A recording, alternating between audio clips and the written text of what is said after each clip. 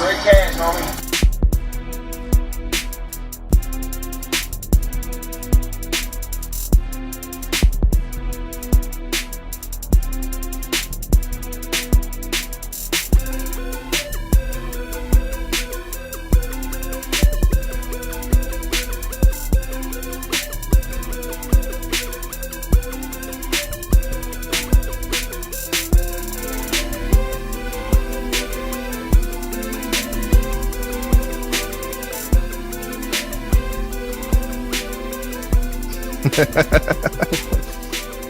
All right, we are back here with the Pocket Protectors podcast, here with my man, the good doctor, and my friend, Luke, the traveling man.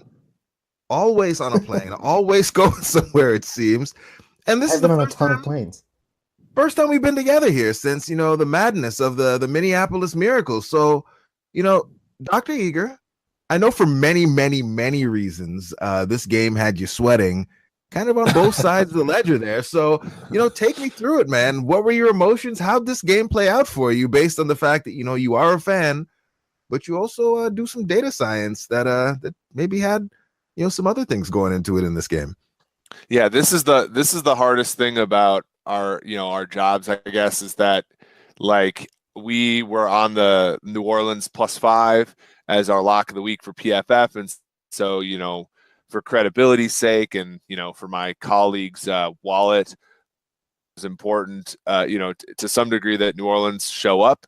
And so like as the game got out to 17, I'm thinking like, we'll be wrong on this pick, but that's okay. The Vikings are going to win, and that's great.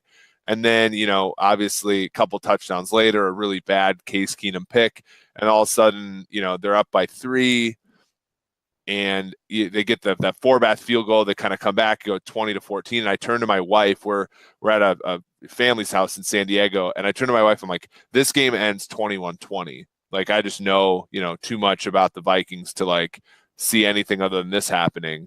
And then it kind of goes back and forth. Saints covering, Vikings leading, Saints covering, Saints winning.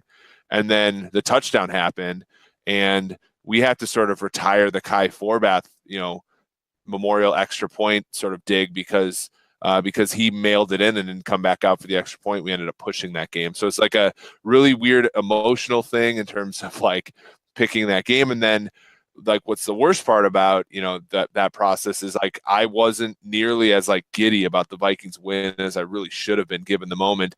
I think a day later when I started listening to like Paul Allen and Joe Buck's call of that play, I started getting goosebumps, and sort of that was one thing I really regretted about the game, was that I was sort of more professionally invested in it than emotionally.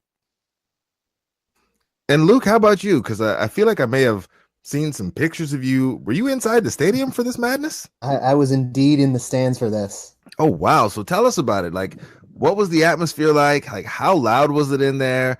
When did your voice come back? Like, paint the picture for us, man. My voice has been gone, I kid you not, till about this afternoon. Wow. And it's this Thursday. Like, my throat's still a little bit tickly, but yeah, it was crazy raucous for the whole first half, especially like the first drive the Saints came in. Everybody was, had gotten there early, got a couple beers, watched the end of the Jags-Steelers game, and then it was just people were going completely insane. And then as the Saints were like coming back, this just cloud of dread like fell over the whole stadium. And people still got loud on, on defense and stuff, and they still like did what they could, but it was definitely, I don't know, it felt more like forced. Like it felt less like genuine excitement and more like, please God, don't do this to us again.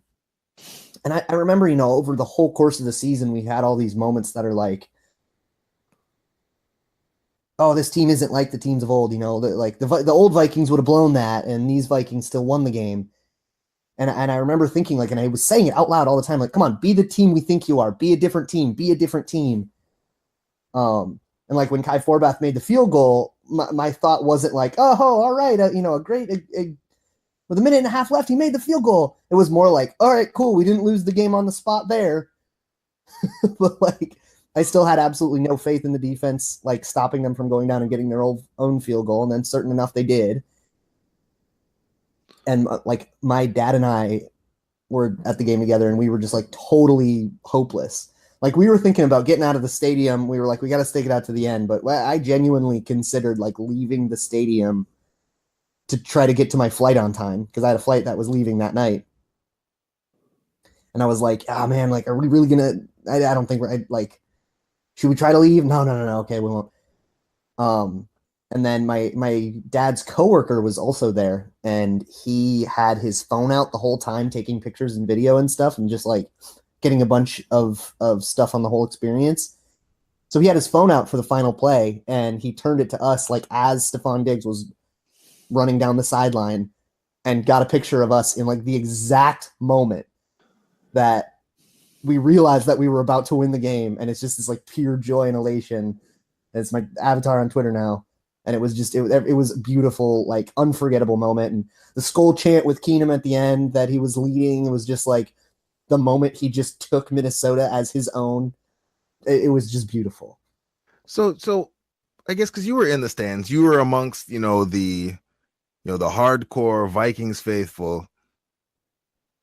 Was there any kind of chatter, any talk about, the performance of Keenum, the team overall?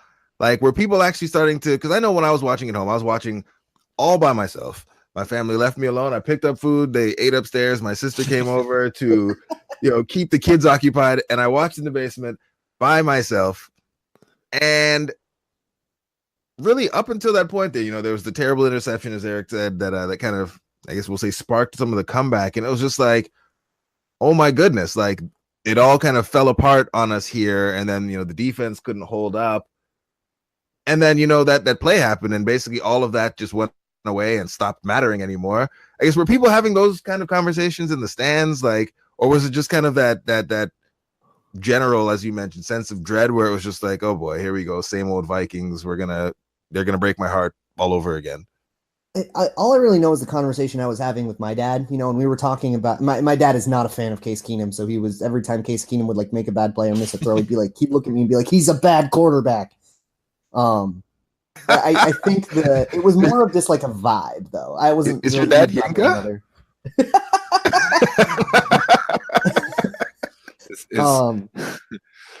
Is your dad a wreath?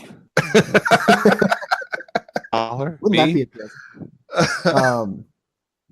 No, but yeah, it was. There was definitely like an emotional vibe. Like you'd look around and just the looks on people's faces, and you can see like the tension in how they were standing.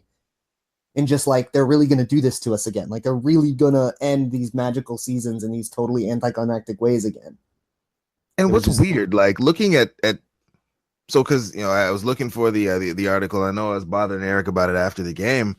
I'm surprised because Case Keenum pretty much, he graded like, I guess, right about an average for PFF. Looks like a 70, 75 for his overall grade on this game. So I guess that last play, we brought him back up there because it felt like a really uneven game for him. And I guess one of the questions I had from you, Eric, before we can kind of slide back into it, as we get towards the end there, and some of those miraculous throws were being made where, Case Keenum, he, the big balls that Mike Zimmer alluded to earlier on in the season, they definitely showed through with some of the throws he was making there down the stretch, to Adam Thielen, and then obviously the game winner to Stephon Diggs. Like on a play where Adam Thielen goes up with like a defender draped on his back like that, how is that type of throw graded? Is that like considered like a big time throw, or is that more the receivers going up and getting the majority of the credit on something like that? Yeah, let me actually look, because I think I did have this for the Purple podcast that I was on earlier this week.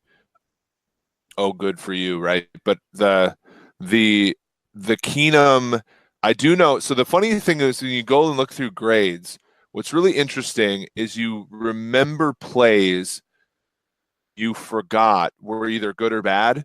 So as I was looking, one of the worst grades, obviously we gave like a -2 to Keenum on his interception play, but -1 on the play preceding the Kai Forbath bomb.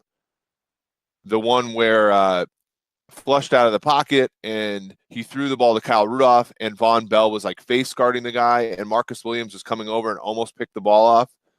right before the field goal. We gave him a poor grade there as sort of a turnover-worthy play. But if you're looking at the play beforehand, I believe the completion to Thielen, we did give him a big-time throw for that, only because it being third and long, and the depth of the pass, fact that the receiver went up and got it, that was indeed a big time throw. He also did get a big time throw for the last touchdown, because although I think we all would agree that Diggs did a lot of that work, that was a perfect throw by Keenum, so we did give him a decent amount of the credit there. I'm trying to look at what the receiver, assuming Diggs is either a 1.5 or a 2 and Thielen was a 1.5 or a 2 on those catches respectively. But yeah, he kind of graded, a lot of +5s in there, a lot of not as many -5s in there. So he had some good throws. The Jarius Wright throw was quite good at the beginning of the game. And kind of in the sort of second, so what was the play where he had a 9.8 time to throw seconds? We gave him a +0.5 on that. So he had all told, a decent game. I think if you're going to look places for where he went wrong, it's obviously the interception and some of the other turnover-worthy play. If you're going to look at offense went wrong, and we've talked about this privately, it's mostly them just sort of dumping expected points by continuously running to Expensiata, the Tave train, over and over in the second half was kind of the reason I think that they took a step backward in the second half. Yeah, so to that point, I guess, and Luke, you can jump back in here as well, I guess. So why do we suppose, I guess, the Vikings coaches, because it seemed the thing that really more than anything really was giving away the points, like you said, was the commitment to trying to bleed the clock maybe a bit too early, given the fact that Drew Brees was on the opposite sideline there.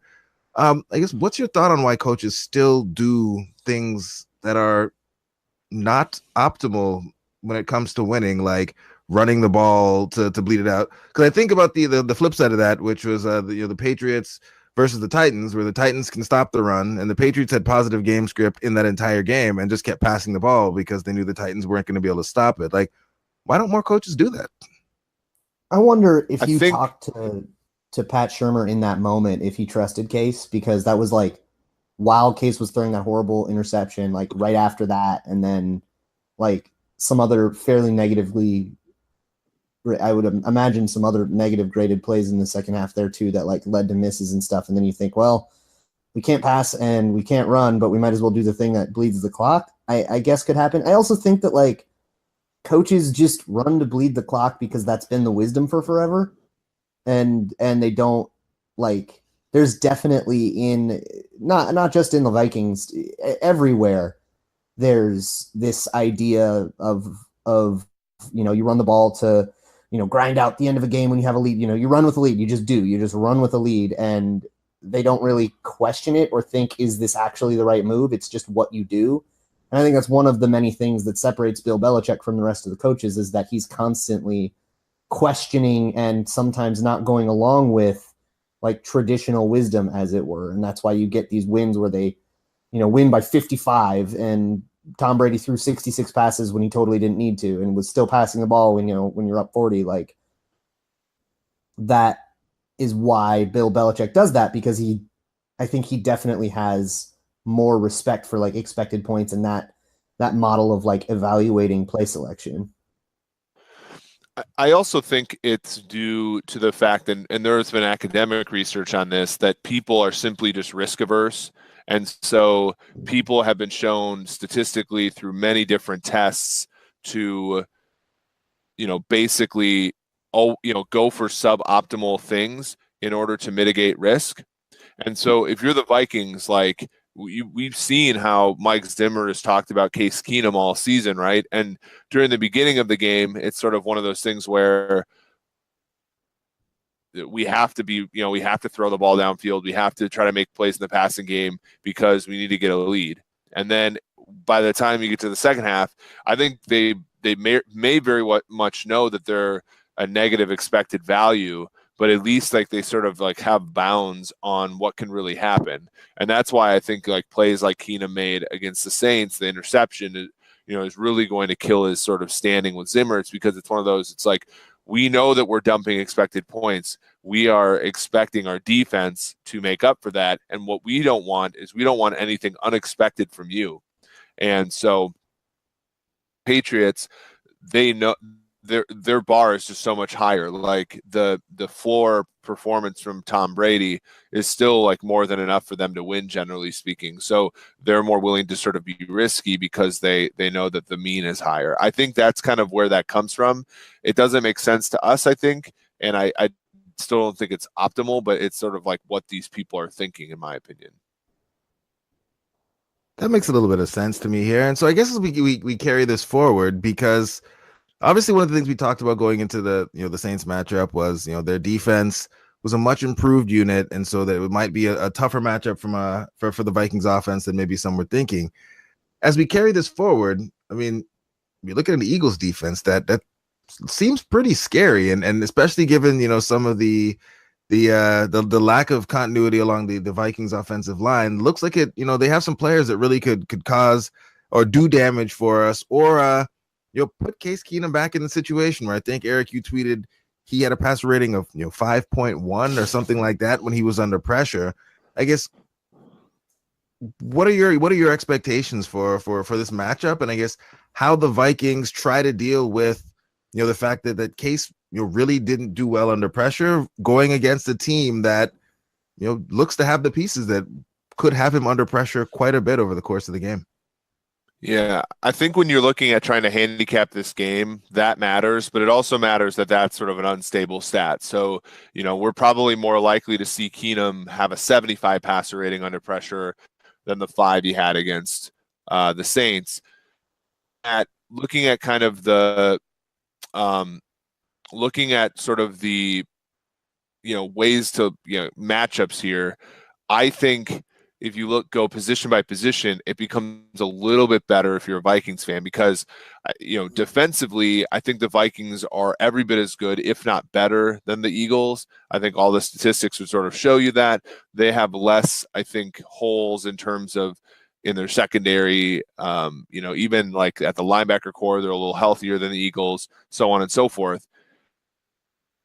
I think that they have a decided edge with Kate. As much as we've talked badly about Keenum here, like they have a decided edge at quarterback between Case Keenum and Nick Foles. If we're going to project that Case Keenum's going to struggle under pressure, I think Nick Foles is going to struggle under pressure in spades. Now, Philadelphia's got a better offensive line, but I think that the Vikings defense is more than up to the task there. So when we were looking at sort of, who is going to win this game, that basically peaked up for me. It was like, the Vikings have a better quarterback and a better defense. And so we sort of leaned towards Minnesota there, and, hopefully that ends up working out. And Luke, I guess, what's your perspective? I know that you spent a lot of time here kind of, you look back and you wrote some awesome things there for Purple PTSD about, last week's game and the play that brought us the miracle. But I guess as you look forward here, I guess, what are your thoughts on how things shake out in terms of, the Vikings, the Eagles, and this matchup that we're about to witness on Sunday? Yeah. So with the point about pressure, in addition to just echoing the fact that like that 5.1 is a huge outlier for Keenum. He hasn't been like perfect under pressure, but he's been okay. He's been one of the better pressure quarterbacks in the league this year. I think with Eagles, the difference there, I guess there's two ways that you can produce against the Eagles when they're getting pressure, and they're gonna get pressure. We have an offensive line that's shifting around. Rashad Hill probably won't suddenly become, Brandon Graham will get his against Rashad Hill. Mike Remmers gave up 4 pressures against the Saints interior. Fletcher Cox will have a nice time there. But I think if I'm Pat Shurmur, I'm either telling Case Keenum, scramble, run around, make things happen, and I'm going to try to get him with double moves. The Philadelphia Eagles have a super aggressive secondary, and they really go for it a lot. And if you give them routes that they think they can jump, they will go for it every time. So you can get them on like sluggos. But if I don't feel comfortable with that, if I don't want Case Keenum running around on the grass, or, we don't want him to play that game, they also have given up a lot of production in the last half of the season to rub routes. And I'll cite Brett Coleman made a great video about what happened to the Falcons in this game and how Steve Sarkisian like refused to take advantage of those tendencies in that game. So like bunch rub routes, which we used a bunch against the Saints. There were a couple of pretty big completions to Diggs on like crossers that started with like rub concepts. So I guess that would be how I answer the pressure question if I'm Shermer. And I think both of those have their pros and cons, both of those game plans. And then in terms of the quarterback advantage, I'm going to pull out a couple things from the Pro Football Focus QB Annual. I'm going to plug it because it's awesome. Boom. When Nick Foles has more than so when he targets 20 or more yards down the field, his passer rating is a 10.4. Part of that is really bad interception luck. Every turnover worthy play he's thrown at that distance has been caught. Oh, well, only the one. So he only has 12 attempts there. So it's kind of a bad sample size, but he's completed 3 passes over 20 yards in the air. One of them was to another team. That's the stat, I think. Yeah. Is that bad? Is that bad? It's not bad. Okay. He's also significantly worse when he has more time to throw, which sounds really backwards, but when he has, I think it's more than 4 seconds to throw, his passer rating on the whole season falls to a 5, which means that those are plays that are either long developing, like huge deep routes, or those are plays where he's like being forced to scramble and improvise, and he just cannot function. He has a 39.6 passer rating on curl routes, which is the exact same as if you just threw it into the dirt every time. And there's a lot of these huge holes in the Eagles game that are going to be really hard to overcome. So essentially on defense to destroy the passing game, I just have to stop the quick underneath stuff. I just have to make sure that the cornerbacks are being disciplined and, they're not playing in these huge off coverage, giving these huge off coverage cushions like they were in the tail end of the Saints game. Like, I don't want to see Trey Waynes line up 15 yards off the ball and then get beat by a slant, because that's all the Eagles have, and that's all he has to defend. I want to see him get up and do press and make Nick Foles try and improvise. And once you've done that, Nick Foles will fail for you. I think I like that plan. I think that's a good plan. Is Eric anything else like that really jumps out based on kind of what you just heard from Luke? Yeah, I think even the stats when Foles, is later on in the pocket are even worse when you consider that, passer rating doesn't take into consideration sacks, and, he's very much a statue back there. And so those are in the event that he's lucky enough to get the ball off, but in many cases, he's also going to be taken down for a sack. And we saw that against Atlanta, where he, got them out of field goal range, one possession with taking a sack. One of the interesting things to note too, and this is why I think PFF grades are an important part of the conversation, is that, Foles, the 2 most efficient, effective passing plays for the Eagles on Saturday, one was a deeply underthrown ball where the receiver came back and forced a penalty, and the other one was right off of Keanu Neal's leg. So, we look at that, he's like, 1 for 1 for 20 yards over the middle of the field. Well, that ball should have been picked off, and you look at, like, if that field goal doesn't go, if they don't get that field goal at the end of the half, then Atlanta is going for the win with a field goal at the end instead of trying to score a touchdown. So it's really interesting, right? And I think people the Eagles are a 3-point dog to a team like Atlanta at home, win that game, but did they really win that game, from the process perspective? Well, now they're a 3-point dog to Minnesota at home in the NFC Championship game. Well, the Vikings, basically beat up for 3-ish quarters one of the best teams in the NFL last week. So things up, and if you're a Vikings fan, you're just optimistic enough to be worried. Yeah, that's about it. At work, everyone's like, "You must be super excited!" Like, yeah. you see, like, and it's just like, no, like I can't be. Like, even the last game, my wife was like, "That's probably the quietest I've ever heard you during a Vikings game until that very last play." Like I basically just even in the first half, like just dead quiet. I mean, I was being a little reckless on Twitter, but just in terms of me watching the game, was just like, right. I'm excited, but I can't really get that excited because Vikings. Well, that was like that was another when Favre threw the pass to Greg Lewis 2009. I think my roommate like found out like how much the Vikings had meant to me back then. I'm imagining what it was like for you, when Stephon Diggs like stayed in bounds and Paul Allen yelled, "Oh my God!" and Joe Buck actually gave one of the best calls he's ever given. That kind of thing. We're all like, I was more in shock than anything, frankly. And I think that's about it probably didn't completely register with me until the next day. It probably registered for Luke because he couldn't hear until the next day, but it didn't sink in for like many days. I just like kind of sat there and like I spent all of Monday, and I had Monday off of work, thankfully, just like recovering and like watching it from 1,000 angles. So that brings up an interesting conversation point. So what if the Vikings win the Super Bowl? What kind of win would they have to have in order for it to really sink in for us?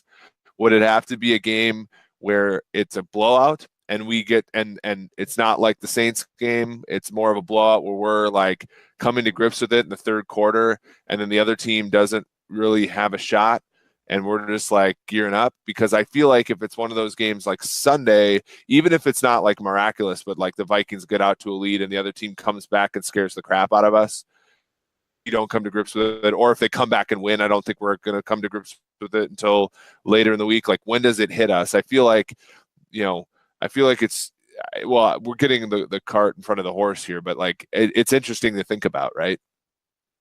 I feel like every Super Bowl run, if this is going to be a Super Bowl run, needs to have a moment like that. Like, I'm thinking back, like the 2014 Patriots, they had that divisional round game with the Ravens where they came back from 14 twice. Or like the Seahawks, when they won it, they had that crazy NFC Championship game with Richard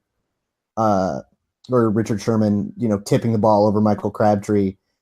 Like every time a team wins the Super Bowl, like they need, Joe Flacco over Raheem Moore, they like need that moment. So we have that now. We can check that box. And right. now the other two games we can win in whatever way they happen. The Colts came back on the Patriots in 2006. Oh, that was so cool. That was a good one. I'm trying to think. So the 2008 Steelers, it was the James Harrison interception return in the Super Bowl, right? Yeah. Game was bananas. That was a good game. Not everybody's throwing shade at Mike Tomlin, but he has a Super Bowl ring. So it was a pretty good AFC Championship too, wasn't it? Yeah, Ravens, Steelers wasn't the greatest. I don't remember. It doesn't register with me. I don't remember it very well. Or like Eli Manning beating the Packers. Both those games were, well, the second time he beat the Packers was just a blowout. But the game with like Kyle Williams muffing the punt. Yeah. The Giants going into Lambeau and beating the Packers twice. Those were in like my top 10 games of all time for a long time. Back when I had the Schadenfreude was really deep. It's like, what are your favorite games of all time? Giants, Packers, Seahawks, Packers, Broncos, Packers, Vikings, Packers, wild card round of 2004. Of course, like my favorite game of all time, obviously being the time where Favre walked into Lambeau and won with like a pulled groin, throwing a touchdown pass to my guy Jeff Dugan to seal it. Jeff Dugan. Is that who you? David Morgan. Is that who you mirrored? Say that again? Is that who you mirrored your game against when you were still playing tight end? I was an H and tight end. Yeah, I knew the problem was I wanted to be like Jim Kleinsasser, but that dude was too damn good at blocking defensive ends. So I was going to be realistic. So I was more of a move guy.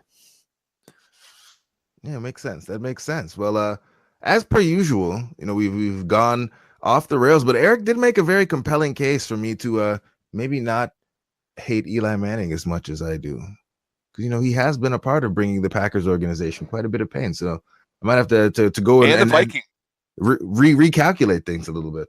Who threw more touchdown passes to Vikings, Eli Manning or T-Jack? Let's do the math again.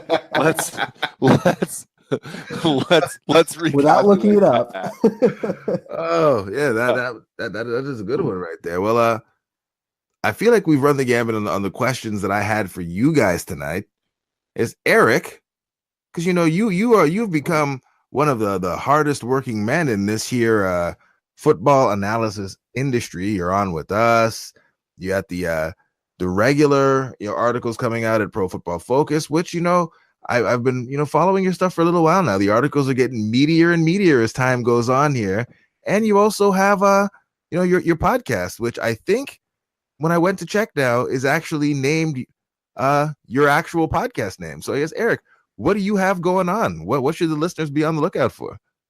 Well, in addition to our weekly podcast, I do the Pro Football Forecast, or PFF Forecast, which is, I believe, now on iTunes. But if it's not on iTunes yet, it will be relatively soon. But if you go to pff.com, profootballfocus.com, it's in the podcast section there. So, yep, we just did our second episode, recorded last night.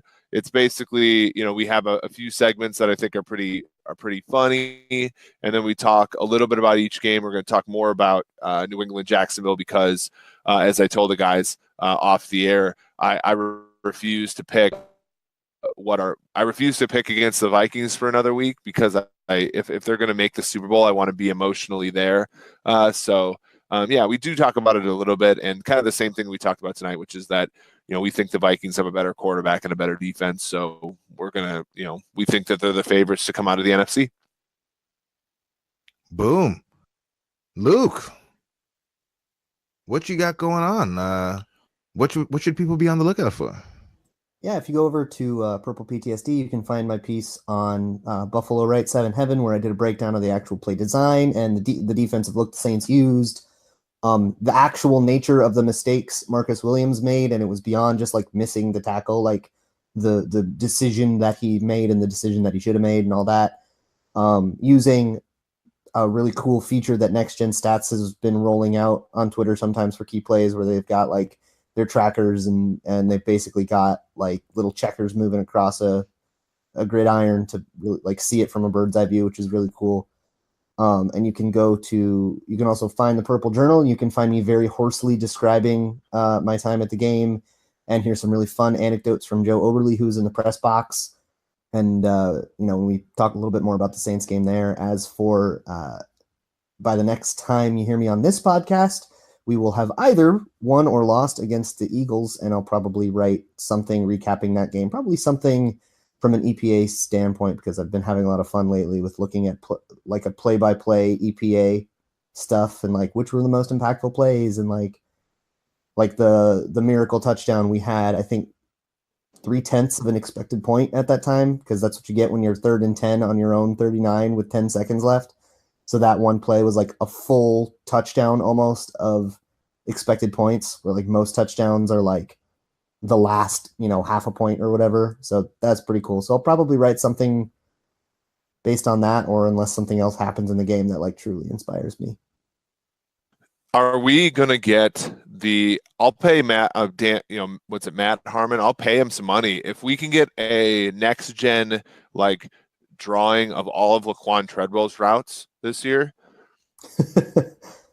I want it. I want to see the separation data. I want to see it. Actually, honestly, good for the Vikings to finally turn the page to Jarius Wright against the Saints, and hopefully they continue to do so on Sunday against the Eagles. Got like 30 points of PFF grade advantage. And just like yards per route run, percentage of targets caught, all of that kind of stuff. It really, and honestly, good for them for trying out, Laquan Treadwell. Honestly, I think sometimes we do give up on young players too much, but yeah, I want to see that separation data too, because the whole narrative is like he's getting open and he's just not in the progression. It's not what I heard. So when are we starting our GoFundMe for some Super Bowl tickets? Yeah. Oh, here, looking at these prices. I mean, you make a good point. You make a good point, Jayson. So if anybody who's listening to this podcast, I'm talking to you, Yinka, and you live in the Twin Cities, Yank is the only. Oh no, Miles lives in the Twin Cities too. On Friday, February 2nd, so the Friday before the Super Bowl, there is a free sports analytics conference in the Twin Cities called SportCon, and myself and PFF George will be speaking there, talking about quarterback analysis. So if anybody wants to go to as well, that'd be awesome. I'd buy you all a drink. And Super Bowl tickets, or just the drink? I mean, no, because I just got tenure, but I don't make that much money compared to what I would need to buy Super Bowl tickets like it was nothing. Those prices are wild, man. I think the cheapest tickets I just saw were $4,500. That's yeah. And I just went on a vacation to San Diego with 4, my family of 4. So yeah, but if you guys want to nerd out over football on Super Bowl weekend, that'd be a lot of fun. We have to get someone to set up a camera so we can live stream you or something. That's not creepy at all. I'd be happy to do it. Cool. Well, gentlemen, as always, thank you for coming on and talking football with me. It's crazy to think this weekend. The Vikings are one game away from potentially playing in the Super Bowl, and I am terrified about it. So, we're there for you, man. Thank you, guys. We're in it together. We are all together, being terrified together. And listeners, as always, thank you for listening to this episode of the Pocket Protectors Podcast. Eric, Luke, y'all have a good night.